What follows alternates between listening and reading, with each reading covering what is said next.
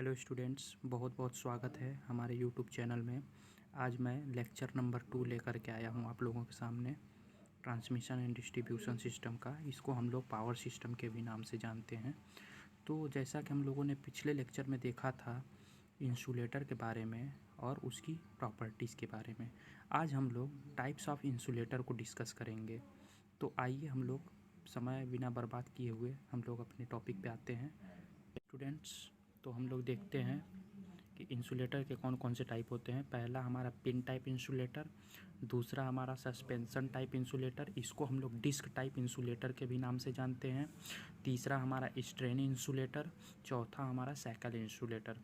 और ये हमारे इंसुलेटर के टाइप हैं, इनको हम लोग ब्रीफ में भी डिस्कस करेंगे, जो कि एक एक को हम लोग पॉइंट वाइज अभी डिस्कस करने वाले हैं।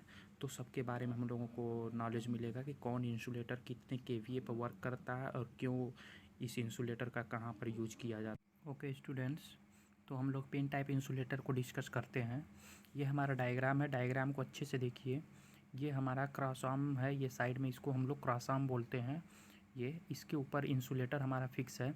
तो पिन टाइप इंसुलेटर में हम लोग क्या करते हैं कि जो कंडक्टर हमारा होता है वो टॉप ऑफ द इंसुलेटर, यानी कि इंसुलेटर के टॉप साइड पे प्लेस्ड होता है, और इसको हम लोग 33 केवी तक ही यूज करते हैं। हाई वोल्टेज के लिए इसको हम लोग प्रीफर नहीं करते हैं। तो आइए हम लोग इम्पॉर्टेंट पॉइंट देखते हैं क्या क्या इसमें हो सकता है। देखिए, conductor placed at the top side of the insulator and conductor annealed by the same material as conductor, यानी कि इंसुलेटर के टॉप पर हम लोग इस कंडक्टर को प्लेस करते हैं और जो हमारा कंडक्टर होता है वो सेम मटेरियल का होना चाहिए, ठीक है। और इसको हम लोग डिस्ट्रीब्यूशन एंड ट्रांसमिशन में यूज़ करते हैं। जो पिन टाइप इंसुलेटर होता है हम लोग डिस्ट्रीब्यूशन एंड ट्रांसमिशन में यूज करते हैं। कितने केवी तक? 33 केवी तक। It is not used for high voltage. High voltage के लिए हम लोग इसको यूज़ नहीं करते हैं। क्यों नहीं करते हैं? क्योंकि फ्लैश ओवर हो सकता है। फ्लैश ओवर का मतलब कि जो हमारा इंसुलेटर है वो हमारा कंडक्टर की तरह बिहेव करने लगेगा, यानी कि इंसुलेटर में भी हमारा करंट फ्लो होने लगेगा। देखिए, फ्लैश ओवर का मतलब समझाया गया है। Flash over means insulator behaves like a conductor. Okay, तो इसमें इंग्लिश में लिखे हैं तो पॉलीटेक्निक के स्टूडेंट थोड़ा सा इससे घबराएंगे नहीं, ठीक है। ये इंग्लिश में है बट हम एक्सप्लेन जो है हिंदी में भी कर रहे हैं। तो आप लोग हिंदी में भी लिख सकते हैं, इंग्लिश में भी लिख सकते हैं, दोनों में आप लोग लिख सकते हैं। हिंदी में बोल रहा हूँ, इंग्लिश में लिखा हुआ है, तो आप लोग मैनेज कर लीजिएगा, इसके लिए घबराइएगा मत।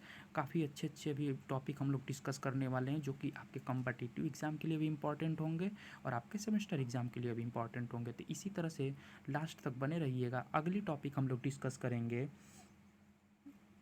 Suspension type insulator. तो ओके, आइए हम लोग सस्पेंशन टाइप इंसुलेटर पे चलते हैं। ओके स्टूडेंट्स, तो अब हम लोग सस्पेंशन टाइप इंसुलेटर के बारे में डिस्कस करने जा रहे हैं। तो हम लोगों को पता है कि सस्पेंशन टाइप इंसुलेटर को हम लोग डिस्क टाइप इंसुलेटर के भी नाम से जानते हैं। तो ये देखिए डायग्राम है उसका, तो इस डायग्राम को थोड़ा अच्छे से देखिए। ये है हमारा क्रॉस आर्म, ये हमारा पोल है और ये हमारे डिस्क हैं। ईच डिस्क, प्रत्येक डिस्क जो हमारा होता है 11 केवी का होता है। और ये 11 केवी हमारा कौन सा वोल्टेज होता है? फेज वोल्टेज होता है, न कि लाइन वोल्टेज। अगर हम लोगों को न्यूमेरिकल भी अगर कहीं सॉल्व करने के लिए मिलेगा, न्यूमेरिकल में दे दिया जाएगा कि अगर ईच डिस्क 11 केवी का है तो वो डिस्क हमारा फेज वोल्टेज ही होगा, ठीक है। फेज वोल्टेज, हम लोग इसको लाइन वोल्टेज कंसीडर नहीं करेंगे, ठीक है। तो प्रत्येक डिस्क हमारा 11 केवी का है, ठीक है। अगर बाय द वे इनमें से कोई एक डिस्क हमारा डैमेज हो जाए या ख़राब हो जाए तो इसको हम लोग ईजिली चेंज कर सकते हैं। सस्पेंशन टाइप इंसुलेटर में ये फैसिलिटी अवेलेबल होता है कि हम लोग ईजिली इसको चेंज कर सकते हैं। और ये जो होता है कि हम लोग 11 केवी में ही यूज़ करते हैं।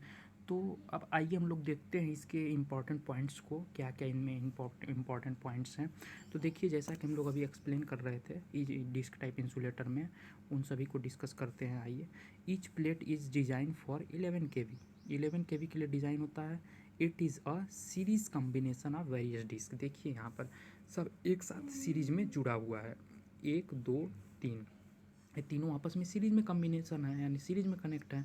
तो सीरीज कम्बिनेशन होता है वेरियस डिस्क का, ठीक। 11 kV वोल्टेज जो होता है वो हमारा कौन सा वोल्टेज होता है? फेज वोल्टेज होता है। अब इसकी एडवांटेज के बारे में हम लोग डिस्कस करते हैं कि इसकी एडवांटेज और क्या क्या हो सकती हैं। देखिए, if any disc damage then it is easily replaced by a new disc. ठीक, अगर कोई डिस्क हमारा डैमेज हो जाए तो हम उसको ईजिली रिप्लेस कर सकते हैं एक नए डिस्क के साथ। ठीक है, ये हमारा क्या होता है, सस्पेंशन टाइप इंसुलेटर जो होता है एक गुड इंसुलेशन प्रॉपर्टी जिसके अंदर होती है।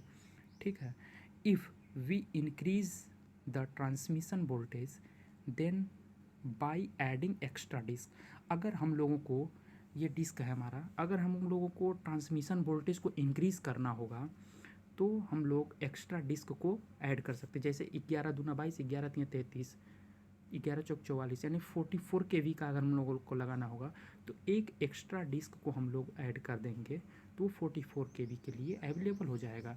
तो जैसे जैसे हम ट्रांसमिशन वोल्टेज को बढ़ाएंगे वैसे वैसे हमारे डिस्क की भी संख्या बढ़ती जाएगी। प्रत्येक डिस्क हमारा जानते हैं कि 11 kV का होता है। ठीक, अब हम लोग देखते हैं कि if conductor swing the suspension type insulator adjusted itself, अगर कंडक्टर को हम लोगों को कहीं पे स्विंग का मतलब टर्न करना हो तो हम इसको सस्पेंसर टाइप इंसुलेटर को यूज़ करते हैं। जैसे कहीं पे हम लोग जाते हैं तो टर्न आ जाता है रास्ते में, तो वहाँ पर अगर हम लोग को कंडक्टर को भी तो टर्न करना पड़ेगा, तो वहाँ पर हम लोग सस्पेंसन टाइप इंसुलेटर का यूज़ करेंगे। ठीक, adjust itself in minimum stress position so it having good mechanical properties, इस पे इसका जो है मैकेनिकल प्रॉपर्टीज़ भी अच्छा होता है। तो ये रहा दोस्तों हम लोगों का क्या, सस्पेंसन टाइप इंसुलेटर। आगे हम लोग डिस्कस करेंगे स्ट्रेन इंसुलेटर के बारे में नेक्स्ट लेक्चर में। तो इसी तरह से बने रहें, अच्छे अच्छे नॉलेज आपको मिलेंगे और ये सारे पॉइंट आप लोग अच्छे से मेंटेन करिएगा अपने नोट्स में। ये आपके कॉम्पिटिटिव एग्ज़ाम के लिए भी इम्पॉर्टेंट है और साथ में आपके सेमेस्टर एग्ज़ाम के लिए भी इम्पॉर्टेंट है। ऐसे ही आप अगर लिखते हैं तो आपको अच्छे मार्क्स लाने से कोई नहीं रोक सकता है। तो होप आप लोगों को वीडियो अच्छा लगा होगा, तो आप लोग ज़्यादा से ज़्यादा इसको शेयर करिए और ज़्यादा से ज़्यादा लोगों तक पहुंचाइए और बोलिए सब्सक्राइब करने के लिए, लाइक करने के लिए, शेयर करने के लिए, कमेंट करके अपना व्यू बताइए कैसा लग रहा है वीडियो, कहाँ पर प्रॉब्लम आ रही है, हमें कहाँ पर क्या इम्प्रूवमेंट करना है। तो हम लोग आगे इम्प्रूवमेंट करेंगे और हम लोग इसी तरह से लेक्चर को एंजॉय करते हुए आगे बढ़ेंगे। किसी भी तरह की कोई प्रॉब्लम नहीं आने वाली है, लास्ट तक बने रहिएगा हमेशा। तो धन्यवाद, थैंक यू वेरी मच।